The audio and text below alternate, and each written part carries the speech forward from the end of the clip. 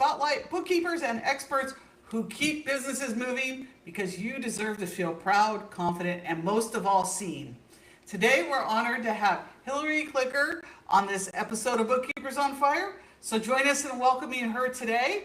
But first, now Deb with our partner of the week. Well, it's so exciting. This partner of the week is somebody that I know really well. It's Donna. Donna has started a new adventure that's very exciting. She's taking all of the clients you don't want to do and getting them set up on QuickBooks. So if you get a client that needs help getting set up, their chart of accounts, get some training, education, and all that, send them to Donna. She'll get them going in the right direction, and then she sends them back to you. So it's for all of those small businesses that, the guys that are starting out, the ones that are messy, the ones might need catching up, that just need, that you're up to here, you're up to your eyeballs, or what's that called? Whatever. Or you're a one-arm paper hanger. Donna will take them off your plate, get them right going, and then send them back to you. So that's what she's doing. So we're really kind of excited to see her new adventure. In addition to Bookkeepers on Fire, Deborah and Donna do digits. And what else are you up to, Donna? Your Disney doing Channel. My AI talks. Your AI talks and all that stuff.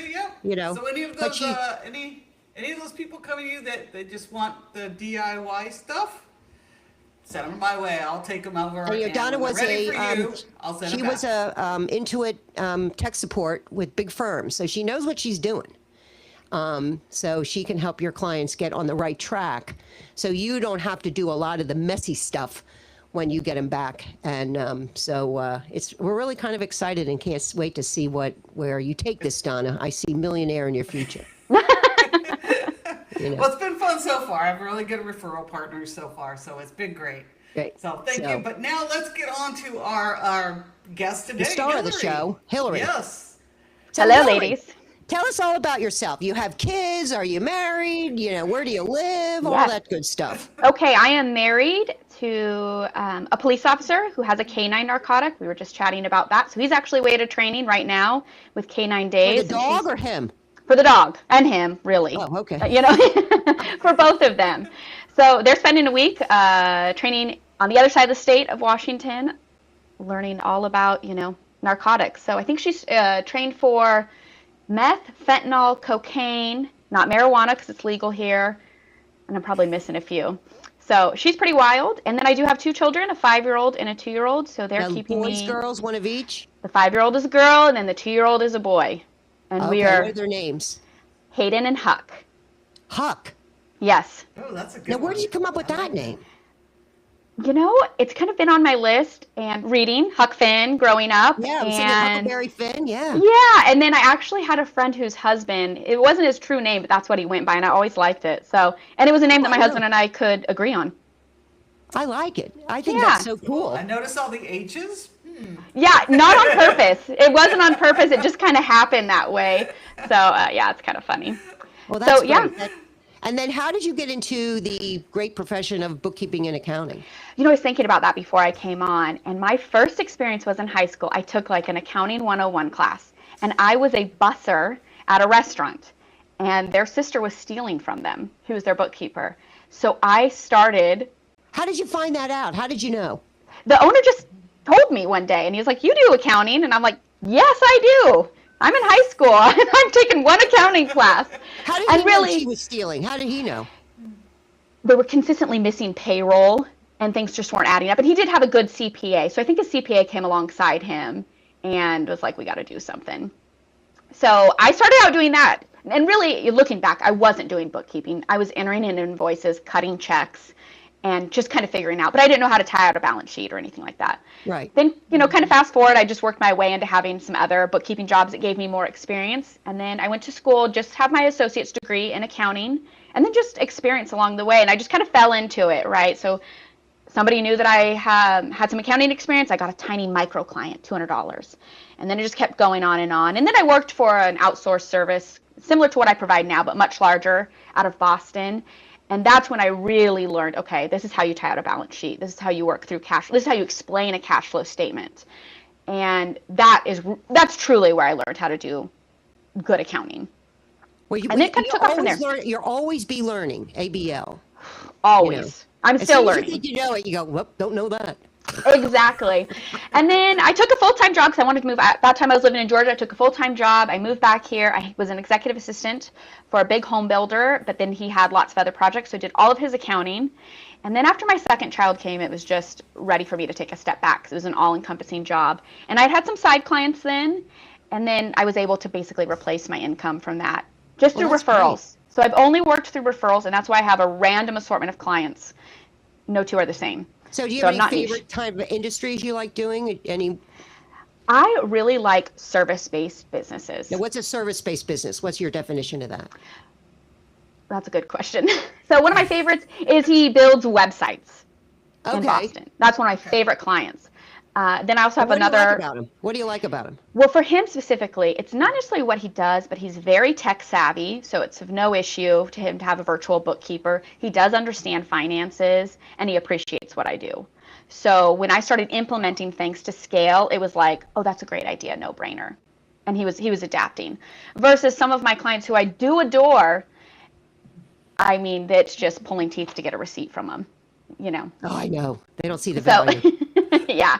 So I don't get them. Yeah. I go, okay, I don't get them. Yeah. When weeding people out, that's something I'm really trying to work on. Because sometimes I'm a saver and a fixer too. I think it goes with the territory. I want to rescue somebody. I've got somebody right now. It's an excavation company. They're massively behind on everything. And I'm like, why am I doing this? But I feel bad because they got taken advantage of. You'll be able to fix them. It's like trying to save a drunk. You know, keep drinking. Because you keep saving him. Why? I know. So I'm working on those boundaries. That's one thing. Well, business has illuminated other issues that you have, I think. Right. Because it permeates everywhere. So, and you get all your clients by referrals. How do you ask? Do you ask for referrals? How do you do it?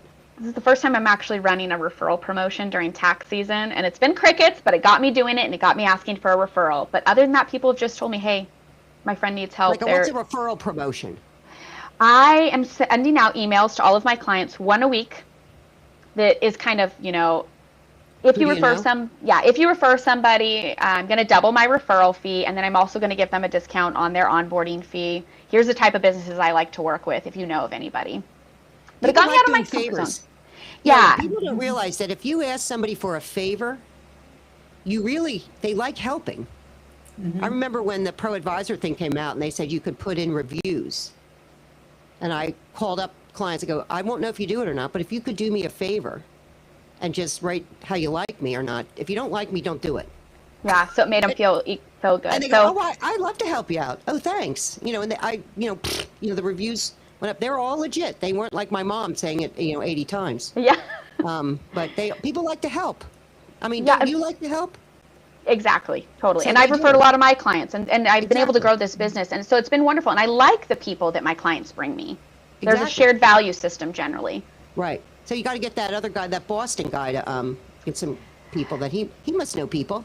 He does, and what's funny is he did tell me, he goes, just tell me, I'll send it out to all my network. So I haven't pulled the trigger on that one yet. My gosh, what are you waiting for? I know, but I also wanted to make sure that I could serve them when they came in through the door. Now, we talked earlier, what's your biggest obstacle? What's your biggest challenge in running this business?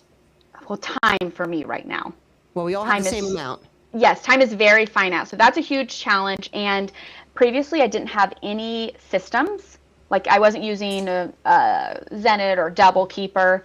And so this last probably 6 months, I've been recording every single task that I do and implementing those closed software. So things are getting a lot better, but just figuring out kind of all aspects of the business, going back and reevaluating my pricing, and is this the right way to do it, and thinking through those things. And then also getting really more narrow with who I want to serve and being willing to say no when I know it's probably not a good fit versus saying yes because I'm like, oh, that adds $10,000 to my, bottom line. You'll find when you start to narrow, you'll start making more money. You made more money. When I got rid of half the clients that I had in the years following COVID, I made more money than I ever thought I would. And I dumped. So double your fee, lose half your clients, you'll make the same amount. I know, and have more time. Yeah. Yep. Time is the biggest thing. I mean, you don't have to take everybody. Block your time off. This is when I'm going to work, when I'm not going to work, who I'm going to serve, who I'm not going to serve, and this is my price. Make sure they're high enough. Don't discount. That's a dirty word. And I've been realizing that I've been giving away a lot of services for free. We do that. Yes. You know. I'm So always look like, at the I'll solve your subscription cash model. flow. Look at the subscription model that says like Amazon has a subscription and it covers all of this stuff. They might not use it. That doesn't mean it's not there, but you charge enough to cover all that stuff so you don't have to nickel and dime them. Yeah, I think I'm struggling with when I'm looking at somebody who's maybe kind of smaller or very simple, let's say simple, in their compliance portion of bookkeeping, right? It's how to build in that other stuff, that value of cash flow, budgeting, or when they want to get a loan. Package. So when you see it, you have to learn the words. We're just going to get you compliance, basic stuff, blah, blah, blah. And if you start, if we should get you on the next package for cash flow and insight so we can answer the questions you want. Would that be of interest to you? Yeah, what's that all about? Well, for an additional blah, blah, and we can do that. And for that, you will get this. Instead of talking about your costs, never talk about your costs. Yep. Don't do that. The outcome you'll get is this. This is the benefit. And if you decide it's not for you, we'll just move you back to the old price. No big deal. Oh, I'll try it out. Yeah, so working through that's what I'm focusing on, is just kind of really nailing that down. The good thing is I've been profitable on all my clients and I've always tracked my time, but I have been giving things away. Here. It's another dirty word. Really? No, I never track time. Nope. Doesn't matter how long it takes. Yep. Well, yeah, I just track time to see, I guess, like if I'm totally upside down in a client. So how do you do that when you track it? Why do you know? It's in there. Changing my mind. How much time are you spending tracking time? In fact, I just wrote an article. I'm going to publish it. I read an article about how good time tracking is. And I said, I read another love letter about time tracking and I'm ready to gouge my eyes out. I'll be reading that on LinkedIn. Yeah, I figured out that I spent more time tracking time than I was doing what I needed to do. Once I stopped tracking time, I got hours back. Exactly. And then you're not worried about it. I had more time. Right. Do you have anybody reporting to you? Like, do you have employees? I don't track my time for my people. Wow. I don't care. Get the job done. Think about being a mom. Yeah. Well, I got to spend 10 minutes being a mom. Well, you're out. However long it takes is however long it takes. Yeah. Yeah, I guess I was using it. My crutch was that I was using it to justify and make sure I was pricing right. Because I do flat fee billing, thank goodness. Time. I know, and I listened to that. I need to buy that man's book, too, that you guys had on, that you were fangirling about. I thought both of you were pretty giggly. Ron Baker. Yeah. And when you start thinking outcomes and start pricing outcomes, things like when you go to a restaurant, you're going to celebrate your anniversary. And you go to the restaurant. You're not there. The waiter doesn't come up and say, well, that steak costs us this much to make. It's going to take the cook this long to make it. In fact, if they track time, my husband likes his steak rare, and I like mine well done. Mine should cost more. Takes longer to cook. That's a really good point. But no, I'm not there to take however long I'm there to celebrate. What's the outcome I'm looking for? I'm willing to pay this price to get that outcome. Yeah, and I've never been transparent with how much time it takes me. It was more so. Yeah, it was more so, I was never going to be front facing with that, but I just wanted to be like, okay, is this right? Is this $1,000 the right price for this person based on what? If they pay it, it's right. Okay. Well, I'm looking forward to this pricing presentation you're doing. It's a whole different way of thinking. It is. And I thought I was there, but. Yeah. You're never there with pricing, I will tell you. It's something you always struggle with. I could be more, I'm not charging enough. My favorite price is more. Yes, and I had that mindset, right? In some of it, I got parts of this mindset because what I can do in an hour, it could be 20 hours of somebody else. How long it takes. Yeah, but I wanted to make well, I'm looking forward to learning more about that. Good, and you'll always be learning on that. Pricing never stops because you get more confidence, you have more insight, you believe in yourself more. Pricing mostly has to do with how much you believe in yourself. Yeah. That I'm worth it. I'm worth this price. Totally. And remember, you're never expensive. You are costly. Expensive is when they buy something that doesn't work. Mm-hmm. And I learned that watching 60 Minutes. They did a thing on Hermes, the bags. And so the person asked her, she goes, boy, you're expensive, aren't you? And the guy said, no, we're not, but we are costly. Okay, let me ask you. The time we spend, the effort we make, The quality of the product that we produce, it takes time, it takes effort, it takes money. So we are costly. Expensive is when you buy a product, and our product is financial statements and advice and all that, that doesn't work, that doesn't give them what they want. That's expensive. But we are costly. So I tell people that all the time when they call up. Yeah. Boy, you're expensive. No, I'm not. I'm costly. Expensive is picking the wrong accountant. That's expensive. Missing deductions, missing insights, missing this. So no, but I am costly. But what you'll get is all of this stuff. Oh, well, I want that. Okay, well, pay the price. Yeah. So what kind of information are you gathering beforehand to come up with the figure of how costly you are? What do they want? Why'd you pick up the phone to call me today? What is it? If we work together, what would define a good relationship? If we didn't work together, what would happen if we didn't work together? If money was not an object, if the profit you make was $1 million, what would you buy? I want tickets to Disney World. I want to pay for my kids' college education. I never ask them how many bank accounts they have, how many transaction accounts they have.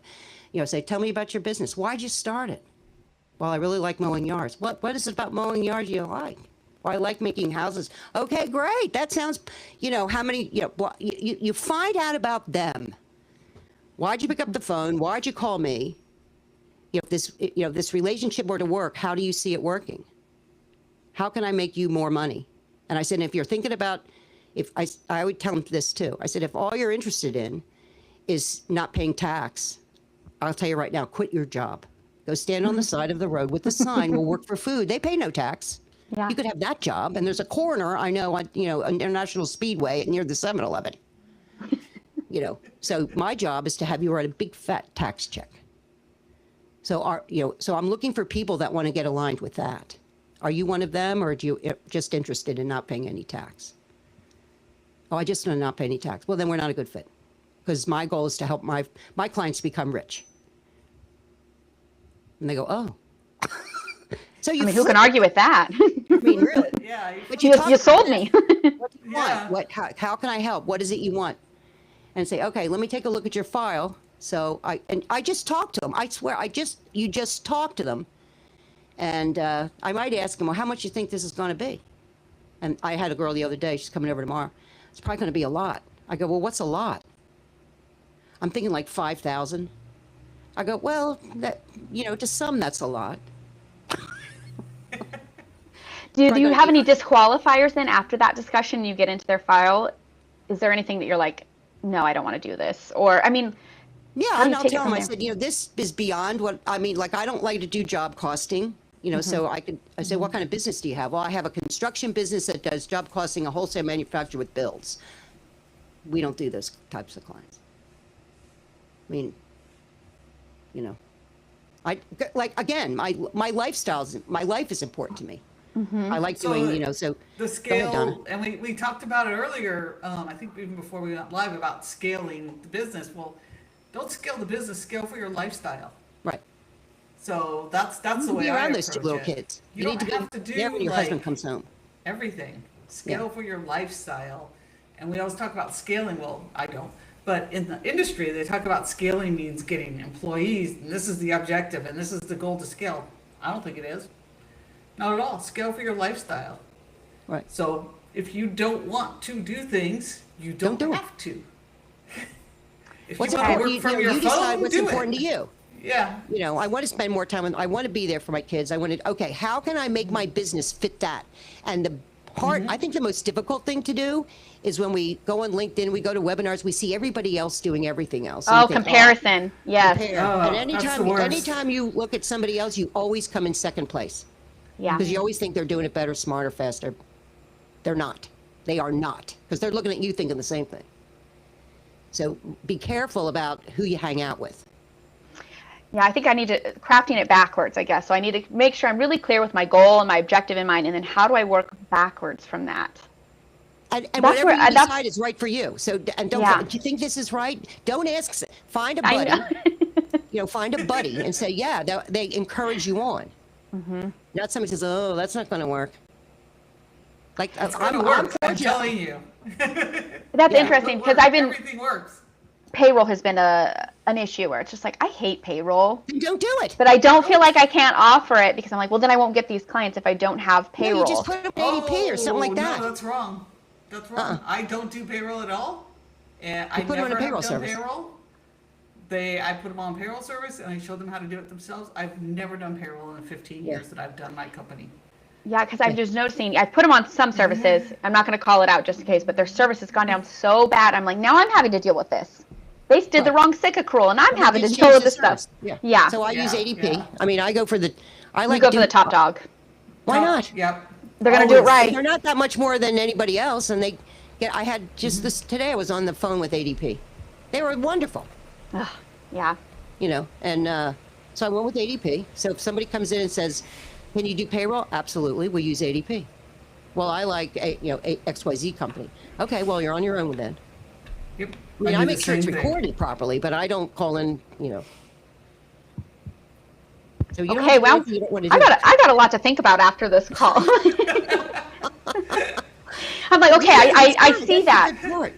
I know, and I realize it's like I get to choose this adventure, and I have to remember that I'm not a victim to my circumstances. I created the circumstances, and I can change them. And you can fix them. And I You can know, fix them. Really, you're smarter than you think. The genius is in there. Believe in yourself. Yeah. You know when something doesn't feel right. It's, you know, and just go say, that's why when I started, way back when, and the CPA firm, I go, why are we charging by the hour? This is stupid. Yeah. The better I am, the more work they give me.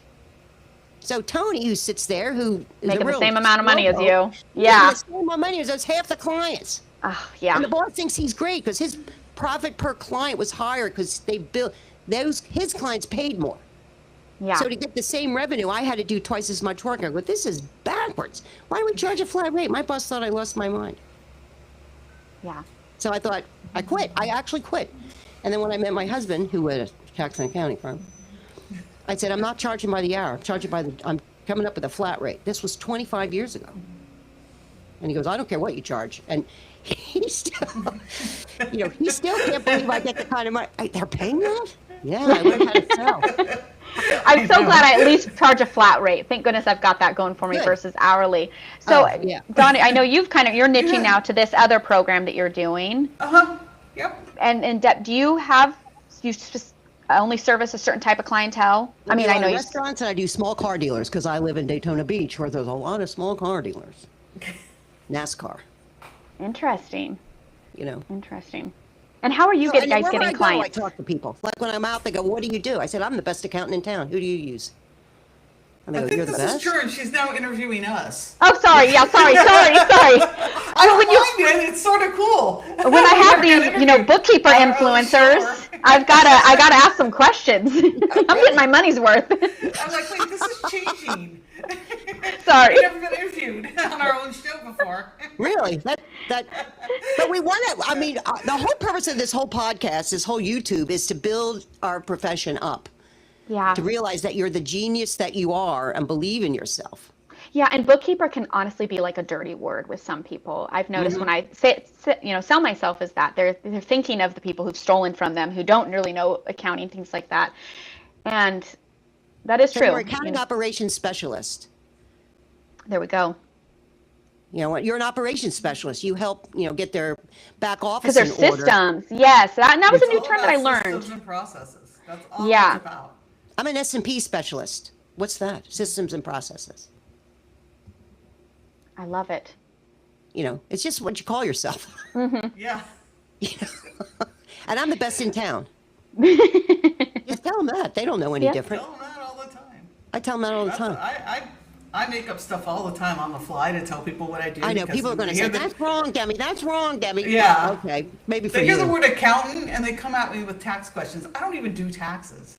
Right. I'm like, I'm an accountant. Well, hey, how about this tax problem I'm having? What you're doing? Yeah, I get that all the time. Or if someone's trying to kind of speak down to me, they'll ask things like that. And I'm like, depending on your state, you can call yourself an accountant. But it's just like if I was an in-house staff accountant. Same difference. Yeah. Call me whatever you want me to be. That's what I do. I'm a wealth maker. Yeah. Ooh, I There you like that go. one. That's a good one. Good one.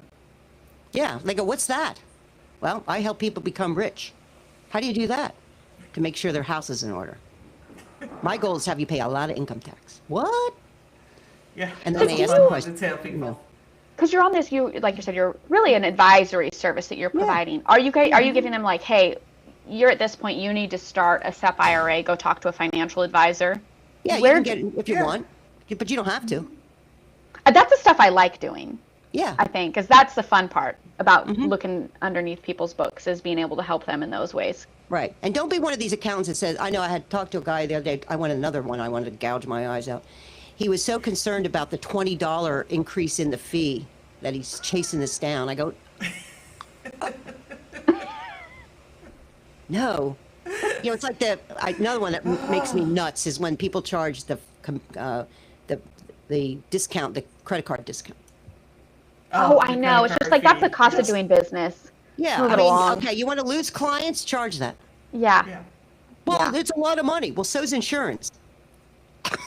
So just raise your price. Well, they won't pay. Yeah, they will. Yeah. Advertise you don't charge it. Watch what happens.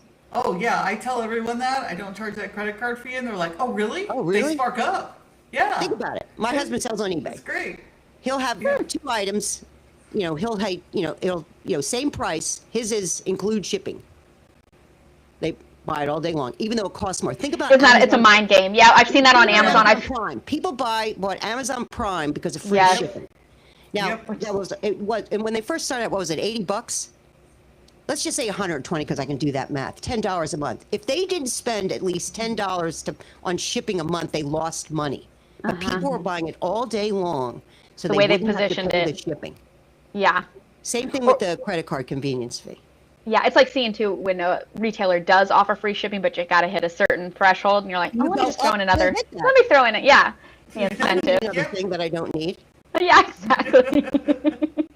Yeah, but so that's another one. But people that they're stepping over dollars to pick up dimes. Drives me nuts.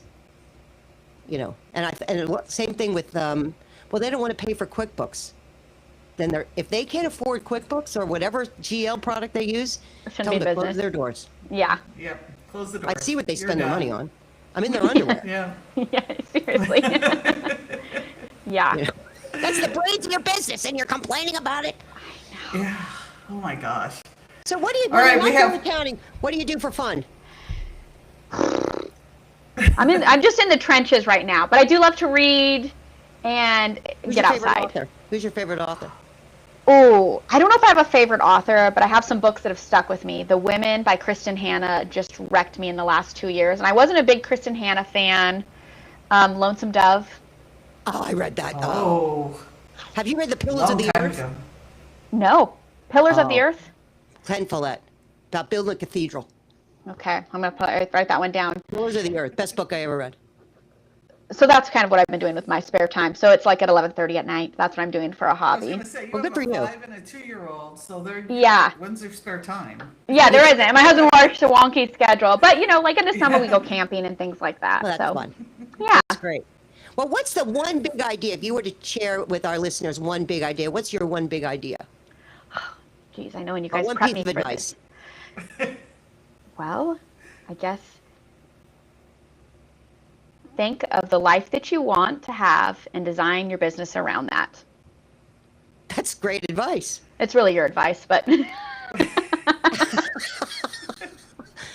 But I think it's great advice. that's what I'm taking away from this call. I'm going to sit and I'm going to have another cup of coffee outside because I have a little bit more time before my children get here. And I'm just going to sit and think and get quiet and go, okay, like you said, with my blinders on. I'm not looking at any other LinkedIn bookkeeper rock stars. Go into ChatGPT and start asking it questions. It'll trigger you with, help me design my life how I want to live it. Ask me questions so I can do that. And to remember too, it's not going to happen overnight because I get a little discouraged. This is the long game. This is something I'm going to work towards. Yep. So I appreciate that insight.